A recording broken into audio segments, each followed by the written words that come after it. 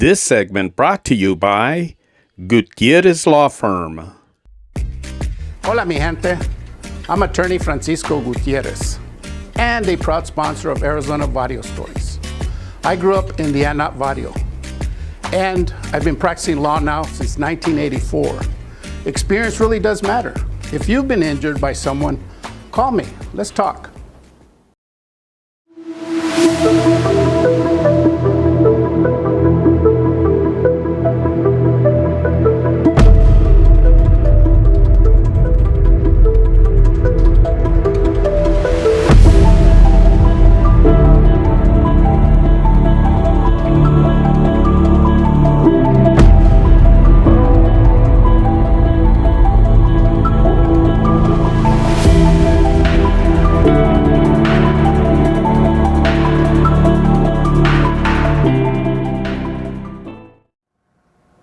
Welcome everybody. My name's John Avila. Everybody calls me JP Avila. Welcome to our new segment. I'm very excited to work with Arizona Barrio Stories on our new series called War Stories. Today we have our first interview with Gordie from Arizona's Most Wanted Clothing. I first met Gordie a few months ago at a suicide awareness event. And I later found out he was incarcerated as well, and I just seen him doing positive things in the community, and really wanted to get his story out there. Gordie, just kind of introduce yourself, and tell us about your journey, bro. From beginning, from where'd you grew up, where'd you go to school? I grew up in Chandler, Arizona. Pretty much jumped around to school because, the way I was living, the way I was raised.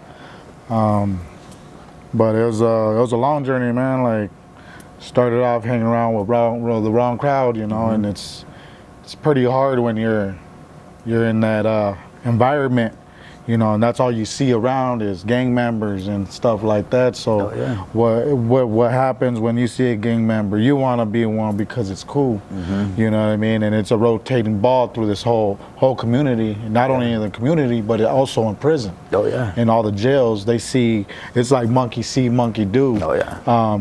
Right now, as we sit here, we seeing kids thinking it's okay to go out there and do pills and do heroin because they're following the chain that hasn't been broken. For sure. That's why we're here, to make a difference and try to break that chain. And there's a lot of depression going around, that we have to be looking out for as well. You know what I mean? But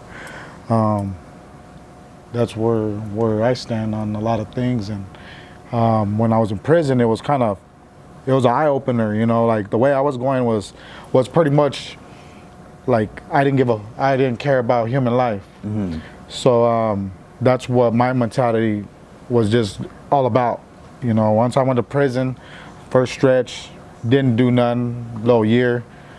Second stretch was a long time, 5 years, out of my life. And I kind of looked at it like, oh man, I ain't even counting months no more. I'm counting like years, it's like, like it's a different, and when you start seeing things in there, it's either you're gonna fall back into that trap or make a difference. Yeah. And the only way I made a difference was pretty much found out who I really am. Yeah. Started writing down my goals in life. What am I gonna do when I get out? Yeah. How am I gonna be? How am I gonna survive? Like, no one ever thinks about that. All they think about in there is, when am I gonna get my next fix? Oh, I'm gonna get out soon. Oh, I'm gonna do this, that, this. But next thing you know, you're sitting there kicking back on your bunk. Next thing you know, hey, who's this? Who's this? Oh yeah. You're like, who's this? Man, it just. And he only been out for a week. Yeah. And you trip out on things like that. Yeah. Really, like, hey, what happened? Oh, there ain't no jobs. I got out, man. I went straight to the temp service because I let go my pride. Who cares about how much I'm making? Yeah. This is a way of survival right now. This is the way I'm gonna live. This is the way I'm gonna stay out. And legal. And doing it the right way. Yeah. If I had a couple of dollars, and this is when there was really no pill heads out here. there was more homeless that, you know, walk up, like, hey man, here's a couple dollars. Here's a couple dollars. Yeah. You know, like get you something to eat. Yeah. But now it's like, how can I give this person a couple dollars? He might be lying to me. Oh yeah. You know what I mean? Like back then, like I would see him eating at, like sitting by a restaurant, I'll buy him a meal. Like, For sure. Yeah. You know, and we gotta start doing for our people out there that are in need. Yeah. Yeah. You know, really do it. Yeah. You know what I mean? So that's where my mind is doing the right things for the right people, and to continue to move for our culture, not only for our culture but for the people that are going through depression in life. You know what I mean? And it's out there. It's an illness, and the only way to move is to speak about it. Speak about it. Yeah. And do events for them. Yeah. And try to get them as much as help as we can. Because here in Arizona, they don't let you. If you check somebody in to get help, they could check themselves right out. Yeah. And that's kind of messed up. How are you gonna help somebody that could just walk off? Yeah. And then next thing you know, they go into another adventure. You know? Like, Yeah. So yeah, bro.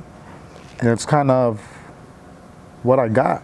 Yeah, for sure. And like I was I had mentioned before, I had met you at a suicide awareness event that you were putting on, and I just suicide has, you know, it plays a close part of my heart because my stepdad committed suicide, and it really affected me, and I know you lost your brother. Yeah. So tell us a little bit about, you know, your passion about and wanting to help people like that. Well, I didn't know it was a real illness until like my brother, you know what I mean? And it's just like, it's like, what? Like people saying, oh, I'm depressed, I'm this, I'm that, and I'm like, you guys are just overreacting. You guys want attention. Yeah. You know, and I finally sat by my brother and he's talking to me, bro, and I could feel it. And it was kind of weird, and it happened, bro. You know what I mean? So I felt like, you know what? I can't be laughing at these people. Yeah. And you know, as people, we have our times where we laugh and giggle about certain things, joking around, and they're, you know, but sometimes it's not a game, you know, and that's when I feel like a hypocrite at sometimes because I'm doing this. But the thing is, it really touched my heart now. You know what I mean? And now, and I feel like my brother left, and he left for a reason. He has a journey to keep on going on, like in another world. You know what I mean? And I feel like he's giving me the power to come up and start doing for other people that really need the help. And making me realize in life, like there's more out there, bro. Go get it. Go get it. You know, I caged myself up in a room when my brother passed because it was my only brother. But that's why I went to California this week. The past weekend, I went to Huntington Beach to actually let him go. To be like, you know what, I'm done. I need to continue to move. I can't move with this weight on my shoulders. I know you got a journey, I got a journey. And I can't be held back, and I'm not going to hold you back no more. I got to let go. I got to smile again. I need to get up and do things with my kids, my family, you know.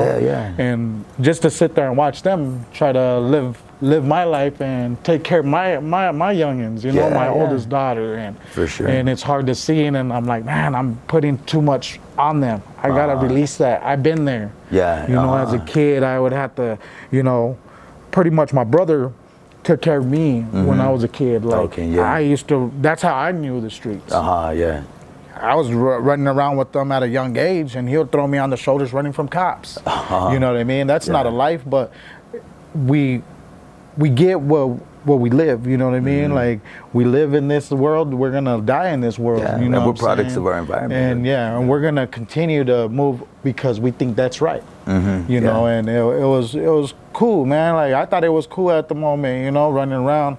Then when I went to jail at a young age, I went in like 8 and a half, 9, maybe 9 years, 8 years, 9 years old.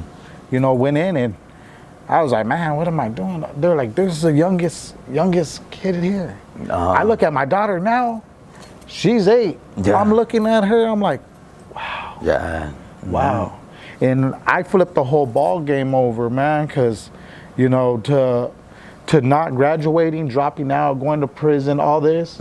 So now I'm rough on my kids. I'm like, hey, no, you can't go here, you can't go there, you know, because I rotated the ball. She graduated, you know what I mean? And I was like, are you happy that I put that pressure on you? Are you happy? This is the reason why I be how I be. I'm gonna sit there and scold you and make sure that you don't fall into the same trap I did. You know what I mean? And that's what a lot of lack of parenting is a lack of, you know, putting pressure on them instead of being their friend.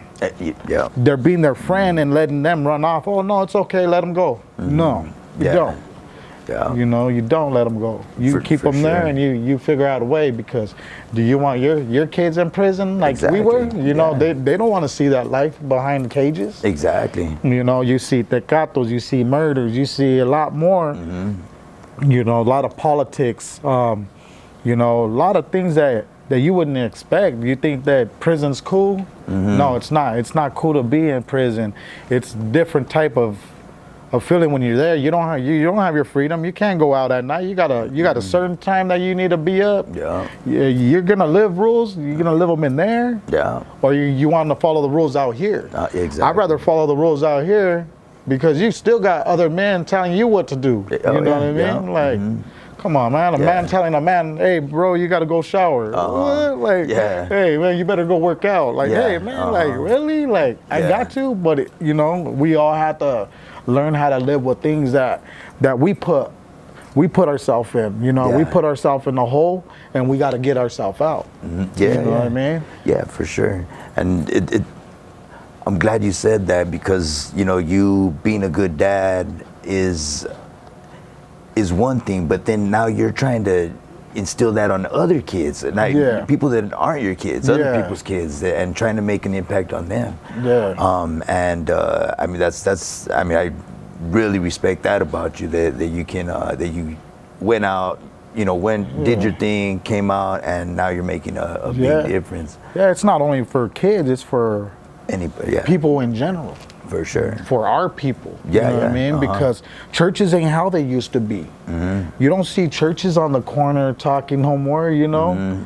Like trying to get people's attention, bringing them in, nothing. Like, you know, like in the Bible said, you don't have to be in the church, but you got to be there for the people when they're in need. You know what I mean? I ain't gonna lie, I looked up the Bible, I pray, but I don't go to no church. You know, I don't. I could read the Bible, I could pray at my house, and that don't make me any different than anybody else. I just move different. No, for sure. We all do. You follow that script, and it's pretty much a booklet on life, and how to live the right way. Give me one quick funny story in prison that you've gone through that people haven't experienced. There ain't really no funny things in there, man. I can't call it funny, and I don't want to put it out there, you know. For sure. Can't, you know what I mean? You know, but I feel like prison ain't fun at all, man. Like, for sure. Like, well, you want to play basketball out here. You know, like, there ain't no fun out there in prison. Come on, man. Like, you're with a whole bunch of men. You have to eat what they feed you. You can't just go out to no restaurant. You know, like, you think you're gonna get McDonald's, you're gonna get served at your cell with your legs up. You got a TV. You got they're all happy because they got a little tablet now. You know, like what more do they want? They want to feed you all this to keep you. For sure. Like to institutionalize you so you stay there. And there's a lot of talent there, man. There's a lot of talent in prison. I met a lot of talented artists. A lot of talented artists, and there's some out here that are actually doing things. You know, and they're doing things for the community. AJ Larson, you know, and he's a very good one, you know. Good person to look up to, and he probably got stories. Of how he changed his life. Absolutely. You know. Well, Gordie, I appreciate you coming on, bro. I'm honored to have you on here, and man, we're looking forward to working with you on more stuff in the future out here in the streets and making a difference. Trying to do another show here soon, and you know, I hope you be a part of it. Let's start putting our minds together and getting things ready, you know, for the next step. Definitely. Cool.